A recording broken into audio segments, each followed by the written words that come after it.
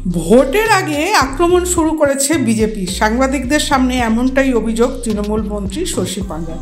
মানুষের জবাব দেবেন বলেও মন্তব্য করেন তিনি।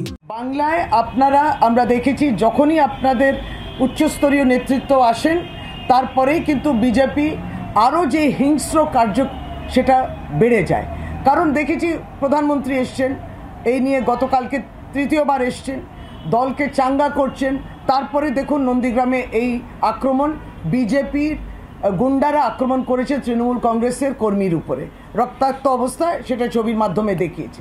ঠিক এইভাবে আমরা দেখেছি যখন গৃহমন্ত্রী বিজেপি নেতা অমিত শাহ এসছিলেন, এর আগেও ধর্মতলায় সভা করবেন কিংবা তারাও আগে যখন মিছিল করেছিলেন ঈশ্বরচন্দ্র বিদ্যাসাগরের মূর্তিটা ভাঙলেন, তার যারা সমর্থকরা রয়েছেন, এবং তার সঙ্গে অমিত শাহ র্যালির হওয়ার পরেও কিন্তু বিভিন্নভাবে দেখেছি তাদের হিংস্র র্যালি কিংবা প্রতিবাদ আমরা দেখেছি। আন্দোলনের নামে হিংসা। সুতরাং এটা যখন আপনার নেতৃত্ব আসে, আপনাদেরকে কি বিজেপিকে বিশেষভাবে ইনস্ট্রাকশনস দিয়ে যায়? বিজেপি বেঙ্গলের নেতৃত্ব যারা আছেন তাদেরকে বিশেষভাবে উপদেশ দিয়ে যায় যে এরপরে তোমরা আরও গণ্ডগোল করবে, আরও আইন ভাঙবে, আরও বিভিন্ন রাজনৈতিক দল যারা বিজেপির বিরুদ্ধে রয়েছেন তাদের উপরে হামলা চালাবে? সুতরাং এই প্রশ্নটা আমাদের থেকে যাচ্ছে। এক হচ্ছে যে এখনও লোকসভা নির্বাচন ঘোষণা হয়নি এবং আপনারা ইতিমধ্যে প্রি পোল ভায়োলেন্স যদি বলি সেটা আরম্ভ করে দিয়েছেন। আর দ্বিতীয়ত হচ্ছে এটা কি বিশেষ নির্দেশে আসে, বিশেষভাবে আপনাদের নির্দেশ আসে আপনার উচ্চ নেতৃত্বর কাছ থেকে যে এইভাবে বাংলা অরাজকতা করো? এই অত্যন্ত গুরুত্বপূর্ণ যে নন্দীগ্রামে যারা আহত